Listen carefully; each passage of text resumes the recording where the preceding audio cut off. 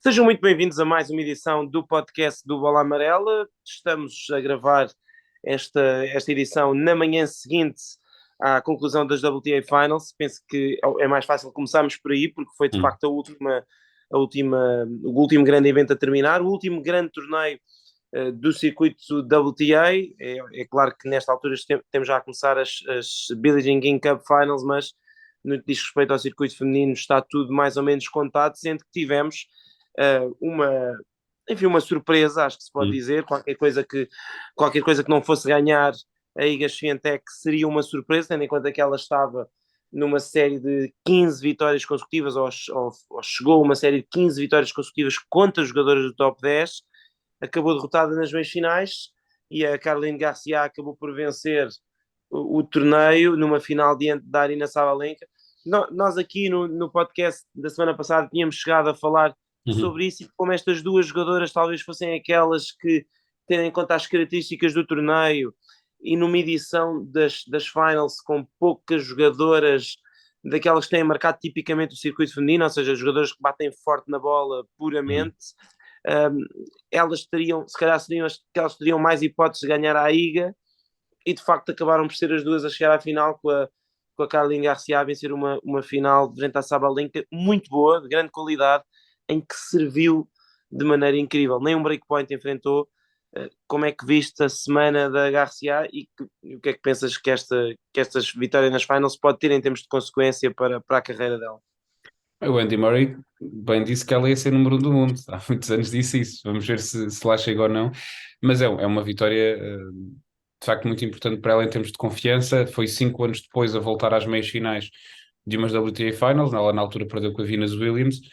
E aqui acaba por fechar o torneio de forma perfeita. Como dizes, foi um grande encontro com a Aryna Sabalenka, que também esteve muito bem. E eu acho que este torneio também vai fazer maravilhas à confiança dela e pode fazer com que a Sabalenka volte a ser uma jogadora realmente a ter em conta. Já foi este ano, mas ainda mais e de volta aos lugares mais altos em 2023. Mas é aquilo que disseste, nós tínhamos falado que a Sabalenka e que a Garcia podiam ser de facto as jogadoras que saíam aqui da caixa para derrotar a Iga Swiatek, chegaram elas à final, a Maria Sakkari. Eu vou pôr as coisas neste termo. Eu acho que nos enganou durante a fase de grupos, porque parecia estar a jogar muitíssimo bem e quando chegou a hora da verdade aconteceu-lhe o que tem acontecido invariavelmente nos últimos tempos, que é chegar às meias finais e depois aí perder. Ela tem as mesmas meias finais que a Iga Swiatek desde o início do ano passado, a diferença é que não tem nenhum título.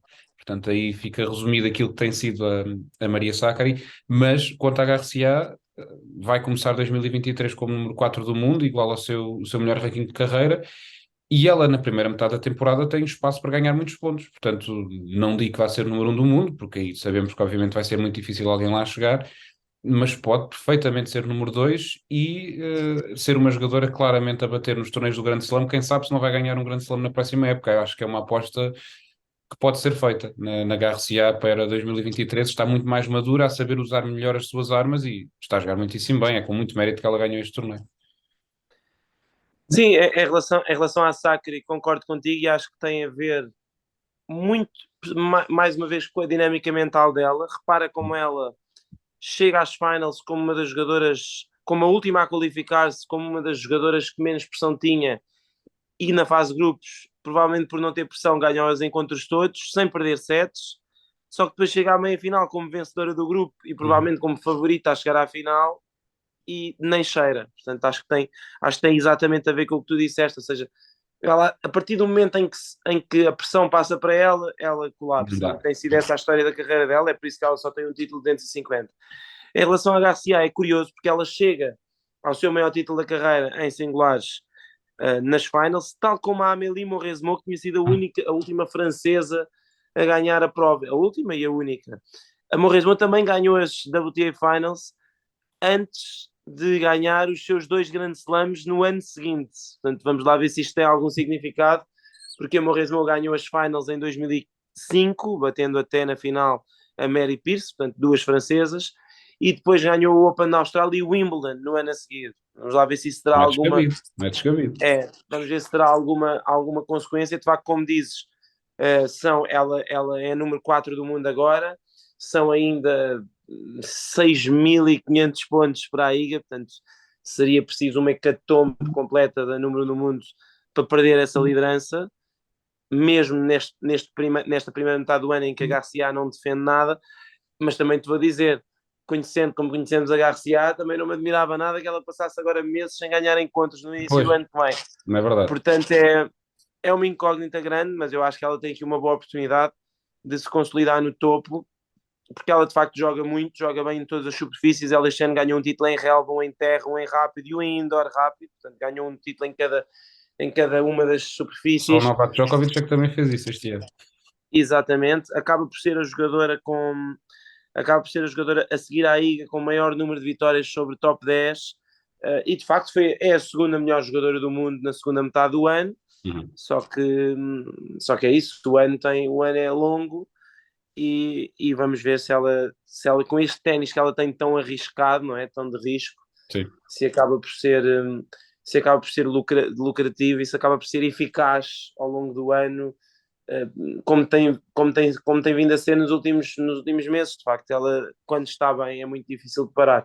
Em relação à Sabalenka, não sei se queres deixar aqui alguma nota, porque de facto acaba também por ser. Ela é uma das três jogadoras, ou se formos Uhum. até mais precisos, ela é uma das duas jogadoras que acaba o ano no top 8 em 2 anos consecutivos. A outra é precisamente a Sakkari, e a Sakkari acaba exatamente no mesmo lugar, sexto. A Sabalenka passa de segundo para quinto, mas deu ideia que foi uma época má, porque na verdade lembra-nos mais das exibições e das duplas faltas, das exibições más e das duplas faltas que não acabavam, do que propriamente dos grandes resultados dela. Mas ela acaba quinta do mundo, só 4 jogadores é que se mantêm no top 10, sendo que as outras duas, para além da Sakkari e da Sabalenka, foram a nona, que era a Iga, e a décima, que era a Jabeur, que agora são a número 1 e 2. Mas de facto a Sabalenka acaba por fazer uma época que a mantém claramente dentro do top 10 e do top 5, não é? É verdade, e sem dúvida, é, é curioso, de facto, nós falámos na Sabalenka e a primeira coisa que nos vem à cabeça são essas exibições más, essas derrotas que parece que são difíceis de explicar, mas no fim é top 5 e podia perfeitamente ter ganho as WTA Finals. É um pouco, é semelhante à Garcia, porque ela também tem um estilo de jogo muito agressivo, e eu acho que ela com confiança também é uma jogadora que pode ganhar a qualquer tenista no mundo. Basta ver que ela ganhou a número 1, número 2 e número 3 nestas WTA Finals, algo que é muito raro acontecer. E ela consegue isso, e foi como eu disse, eu acho que este torneio pode mesmo ser importante para a confiança dela. Claro que em 2023, se começar o ano mal, isto vai tudo um bocadinho por água abaixo outra vez, mas se ela encontrar uma linha média no seu ténis, nós não nos devemos esquecer que foi uma jogadora que já andou ali a lutar, de facto, para ser número 1 do mundo. Portanto, não acho que isso vá acontecer, mas se ela, em termos de confiança, conseguir estabilizar, a verdade é que ela pode voltar a lutar, pelo menos por ser vice-líder do ranking WTA. Quem sabe chegar finalmente a uma final do Grande Slam, que há essa curiosidade. Tanto a Sabalenka como a Garcia nunca chegaram a uma final de um Grande Slam. Isso nunca tinha acontecido nas WTA Finals. As duas finalistas nunca terem chegado a uma final do Grande Slam antes de chegarem às WTA Finals à final. Mas é mais uma daquelas jogadoras que neste circuito feminino, naquelas semanas em que estabiliza e que joga perto do seu melhor, é muito difícil de bater, como a Garcia, tal e qual. Acho que são jogadoras muito parecidas com um perfil semelhante, estilos diferentes, mas com um perfil muito semelhante em termos daquilo que podem dar a um encontro. Vai ser curioso perceber como é que vão funcionar, sendo que a Sabalenka de facto já foi número 2 do mundo, como é sabido. Já ganhou também, tal como a Garcia, uma série de torneios da WTA 1000. Como diz, há muitas semelhanças, sendo que ela tem claramente, ou tinha claramente ao longo do ano, um aspecto técnico identificável a Uhum. melhorar, que parece ter conseguido melhorar, que é a questão não tanto do primeiro serviço, mas mais do segundo serviço. Ela ontem estava a fazer segundos serviços constantemente acima de 150 km por hora, 160, e fez muito poucas duplas faltas. O problema é que as duplas faltas apareceram exatamente quando não podiam, que foi nomeadamente na fase decisiva do tie-break, e ela acabou por pagar caro, ou por pagar cara essa situação.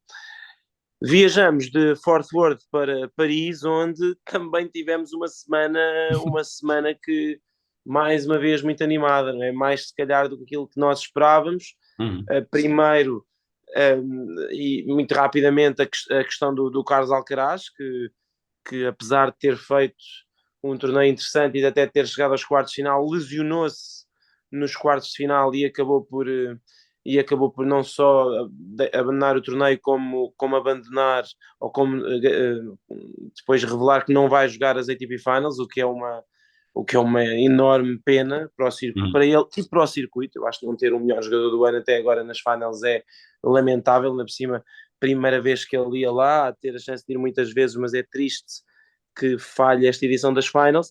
Ele lesionou-se num encontro contra o Holger Rune, que acabou por ser a grande história. 5 vitórias consecutivas sobre o top 10, mais o Stan Wawrinka, primeiro título Masters 1000, entrada no top 10, primeiro suplente das Finals.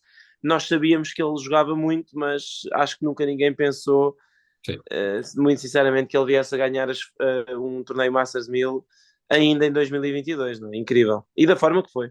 É de loucos. E ainda mais de loucos pensar, tendo ele derrotado 5 top 10 de forma consecutiva, quem esteve mais perto de o derrotar foi o velhinho Stan Wawrinka, de 37 anos, que teve match points para o derrotar logo na primeira ronda, e se tivesse aproveitado, não estávamos a falar de nada disto e nada disto tinha acontecido. Não, foi de facto notável. É das caminhadas mais impressionantes que eu já vi de um jogador, ainda para mais tendo dele 19 anos, para conquistar um torneio. Grand Slam ou Masters 1000 ou o que seja, está no patamar, se calhar até acima, não sei, daquilo que o Alcaraz fez em Madrid, onde também conseguiu ali uma sequência de grandes vitórias consecutivas, no caso contra o Djokovic, Nadal e Zverev. Mas é impressionante porque, como tu dizes, ele o ténis sempre teve, mas não nos podemos esquecer que é um jogador que depois de Roland Garros esteve numa série de 7 derrotas, que chegou ao US Open depois de Roland Garros com 2 vitórias e 9 derrotas. Portanto, ele estava mal nessa altura, não conseguia ganhar a ninguém, estava com enormes dificuldades. E a verdade é que deu ali algum clique, ele conseguiu mudar e ficar mais calmo no corte, um, e desatou a jogar. Ele jogou muito, ele não ganhou estes encontros todos porque os adversários deixaram. Ele assumiu as despesas, atacou. A maneira como ele vira contra o Novak Djokovic é absolutamente impressionante, porque ele tinha o encontro perdido 2 vezes. Se ele tem sofrido o break no início do segundo set, eu acho que ele não tinha hipóteses, porque estava o Djokovic a dominar, e também achei que ele não ia ter hipóteses quando o Djokovic faz o 3-1 no terceiro parcial. E na verdade ele conseguiu reagir às duas situações, até mesmo àquele 6-5 em que já estava a arrebentar pelas costuras com dores musculares, com câimbras, salva 6 pontos de break e depois fecha o encontro.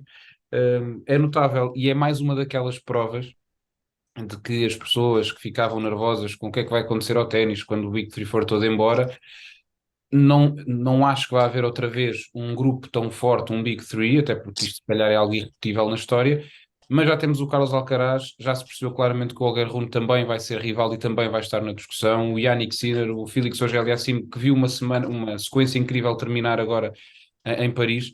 O ténis acho que está bem entregue e acho que tem talento de sobra para continuar entusiasmante, como temos visto este ano.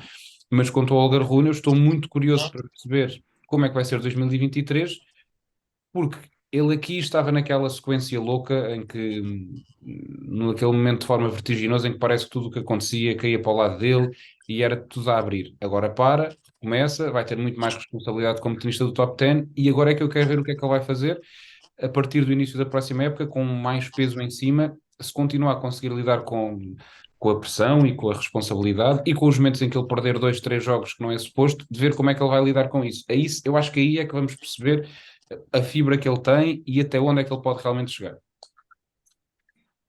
Eu ia perguntar-te exatamente isso, e depois também posso dar a minha opinião, se esta tua semana, se esta semana dele muda para ti a maneira como olhas para ele, porque, porque parece que nas últimas 2, 3 semanas, mas em particular nesta, toda a gente mudou radicalmente a maneira de olhar para o Olga Rune, porque se calhar há um mês toda a gente reconhecia que eventualmente ele podia ganhar um torneio de Grand Slam, mas que era um jogador claramente muito distante ainda do nível daqueles jogadores da sua geração e um bocadinho mais velhos que já estavam noutro patamar, nomeadamente o Alcaraz e o próprio Sinner, e neste momento ele acaba o ano à frente do Sinner no ranking e na verdade já com um feito que o Sinner nunca conseguiu alcançar, não é? Não sei se tu agora olhas para ele e achas concretamente que em 2023 ele já vai estar a lutar por Grand Slams, ou não é este título que vai fazer isso, porque também já tivemos outros casos, por exemplo, o Karen Khachanov, que também ganhou Paris, batendo o Djokovic na final, Ia derrotar 4 top 10 de seguida. exatamente, e que depois nunca mais ganhou absolutamente nada, não é? Portanto, onde é que estás em relação ao Holger Rune? Eu acho que ele não vai ser como o Caixa, não. Acho que ele vai ganhar mais coisas, não vai ser como o Russo. Mas, mas também não mudo radicalmente agora a achar que o Holger Rune vai ser número 1 do mundo ou número 2 e que vai ganhar 8 títulos do Grande Slam. Pode acontecer, mas eu acho que de facto ele também beneficia aqui de uma fase final da época em que tu de facto tens alguns jogadores que já começam, se calhar, a jogar um bocadinho mais devagar. Ele entra numa fase de extrema confiança em que leva tudo à frente e o estilo de jogo dele puxa um bocadinho por isso. Mas a verdade é que quando as coisas também correram mal, já este ano, ele também mostrou ter dificuldades de sair do buraco. Portanto, e em relação às pessoas de repente ficarem rendidas e já li muitos comentários a dizer não, o Holger Rune é que é o real thing, que é melhor que o Alcaraz nisto e no serviço e não sei o quê. O Alcaraz é número 1 do mundo. E não estou aqui a fazer a defesa do espanhol, mas o Alcaraz é número 1 do mundo. Mas eu acho que isto acontece, e se agora houvesse no início de janeiro um outro jogador qualquer que ganhava, o Lorenzo Musetti chegava às meias finais do Open da Austrália, as pessoas diziam que afinal é que o Musetti é que vai ser o melhor de sempre. Portanto, eu acho que vai um bocadinho por aí, pelo calor do momento, porque basta lembrar que há pouco tempo toda a gente dizia que o Alcaraz ia bater os recordes todos de grandes slams, agora já dizem que é o Holger Rune que é o melhor de sempre, portanto é preciso alguma calma. Mas eu digo que não mudei radicalmente a minha opinião sobre ele, mudei para melhor, mas sem grandes extremismos, porque é quase como no póquer, eu pago para ver, eu quero ver o que é que ele vai conseguir fazer em 2023. Não acho que ele vá agora andar a lutar por títulos do Grande Slam já no próximo ano. Não sei se concordas comigo. Pode andar perto, mas eu ainda não acredito completamente nisso. E quanto ao Algarve, há outra questão, que é o lado físico, que me faz sempre desconfiar muito que ele num Grande Slam vá conseguir aguentar uma batalha duríssima de 5 sets durante 5 horas, porque eu acho que ele ao fim de 3 horas e meia dá o berro e não consegue mais. Portanto, eh, ele vai ter de evoluir muito nesse aspecto, um bocadinho como o Alcaraz fez. Senão, eu acho que pode ser um ótimo jogador que vai ganhar Masters 1000, que vai ali ameaçar, mas depois vai-lhe faltar sempre qualquer coisa. Não sei se concordas, mas eu tenho esta ideia dele. Acho que vai ser um rival do Alcaraz, mas não acho que vai ser, ou pelo menos não é por este torneio que eu mudo a minha opinião de achar que ele agora vai desatar a dominar. Sim, acho que é a posição mais equilibrada, não é? Mas de facto é impressionante ver como em pouco tempo, Sim, um sem bocadinho dúvida. como aconteceu com o Félix hoje Aliassime, não é? Embora o Félix hoje Aliassime já tenha estado em meias finais de Grande Slam e já tenha estado antes no top 10, mas como às vezes por questões conjecturais podes mudar tanta impressão sobre um jogador, não é? E Uhum. o Rune nas últimas semanas parece que quase que não tem pontos fracos e por isso é que as pessoas também olham um bocadinho para ele e É um já bocadinho começam ali. como o Alcaraz É naquela isso. sequência de Madrid, em que parecia que não havia maneira de lhe ganhar. Acho que é um bocadinho por aí. Eu também concordo praticamente com tudo o que disseste e também acho que ele sinceramente vai estar na luta ainda mais no top 10, acho que ele vai estar na luta por chegar longe em todos os torneios em 2022 e não vai em 2023 e não vai entrar em nenhum encontro provavelmente a achar que vai perder, que acho que é o primeiro passo para se lutar por grandes coisas. Agora daí a ganhar muita coisa em 2023 já é um grande passo. Só para concluir, em relação às ATP Finals, ficou fechado o elenco, qualificou-se sem grande surpresa, ou qualificaram-se sem grande surpresa o Andrei Rublev e o Félix Auger-Aliassime, sendo que depois, como é sabido, entrou o Taylor Fritz para o lugar do Carlos Alcaraz. Novak Djokovic poderia ter saltado de pote do último para o penúltimo, mas eu creio que também não mudaria muito. A diferença é que em vez de evitar o, o Félix Auger-Aliassime, assim poderá não evitar, talvez, enfim, seja apenas essa a situação que muda. O Félix foi um dos poucos jogadores a derrotá-lo nos últimos 6 meses, mas em termos gerais, vamos ter de facto um sorteio das ATP Finals que pode oferecer grupos muito desequilibrados por causa da questão dos potes, do Medvedev. Temos Nadal Tsitsipas num, depois Medvedev noutro, depois o Djokovic noutro, o Félix hoje é décimo noutro, portanto há a possibilidade de termos grupos muito desequilibrados, e como é que olhas de modo geral para a prova, sendo que o Novak Djokovic mais uma vez em Paris mostrou que talvez seja o grande favorito ao título, não é? Eu acho que ele é o favorito. Perde a final, é verdade, mas o nível que ele mostrou durante a semana em Paris, e ele próprio disse isso, deixa-o muito confiante que ele pode, de facto, sonhar com o título nas ATP Finals. E eu acho que sim, acho que ele é o favorito, se bem que não podemos ignorar aqui jogadores como o Tsitsipas, que também jogou muitíssimo bem, também esteve muito bem durante toda a semana, e estou curioso para perceber o que é que vai fazer, tendo ele hipótese de até ser número um do mundo se ganhar os encontros todos. Do Rafa Nadal estou muito desconfiado porque não me parece que num torneio que ele nunca ganhou ele vá conseguir mostrar o seu melhor nível, mas também não achava que ia acontecer no Open da Austrália, que não ia acontecer em Roland Garros, e sabemos o que é que aconteceu aí. Um, Também estou curioso para perceber se o Daniel Medvedev, em que modo é que ele vai aparecer, porque é um jogador que, por exemplo, olhando para o que ele fez com o Novak Djokovic em Astana, se ele conseguir repetir esse nível de jogo, também pode perfeitamente ganhar as ATP Finals. Ele foi E finalista em Viena, não é? O que ele jogou em em Viena. Viena foi muito bom. Exatamente, portanto, Paris não foi um bom exemplo para Daniel Medvedev, mas se ele aparecer bem, de facto vai ser um grande candidato também. Aliás, eu diria que em termos de candidatos eu punha o Djokovic em primeiro e o Daniel Medvedev em segundo. Sendo que, como já falámos aqui noutras vezes, eu acho que este ano de facto vai ser absolutamente determinante a história do sorteio, porque isto pode ficar tão desequilibrado, ter um grupo com o Nadal, com Medvedev ou Aliassime e Djokovic, se isto acontece, obviamente é uma loucura total e tens logo de eliminar aí dois jogadores que podiam ser claramente candidatos ao título. Portanto, o sorteio vai ser absolutamente determinante. Ainda assim mantenho. Se tivesse de colocar aqui dois favoritos, eu diria o Djokovic e o Medvedev. Sim, concordo contigo, e acho que as casas de apostas também vão concordar, sendo que de facto temos o Félix Auger-Aliassime em grande forma, temos o Stefanos Tsitsipas a jogar muito bem Uhum. também, um jogador extremamente fiável, e estou curioso para ver o que vão fazer, não só o Félix, mas também o Fritz, que se estreiam Uhum. na prova. Uh, um bocadinho menos expectativas em relação ao Rublev e ao Rude, mas o Rude o ano passado fez meias finais, portanto já não descarto nada. É verdade que o grupo dele o ano passado também ficou desfalcado, acabou por entrar o Norris, se não me engano, para o grupo dele, portanto as coisas ficaram um bocadinho mais facilitadas, mas vai depender muito. Lá está, o Rude pode apanhar um grupo com Nadal, Rublev e Fritz. Pode haver um grupo Nadal, Rude, Rublev e Fritz, onde provavelmente aí o Nadal até passaria sem grandes dificuldades e poderia lutar pelo número 1 no mundo, porque é Não, e preciso. se ele ganha ritmo, torna-se muito É, perigoso.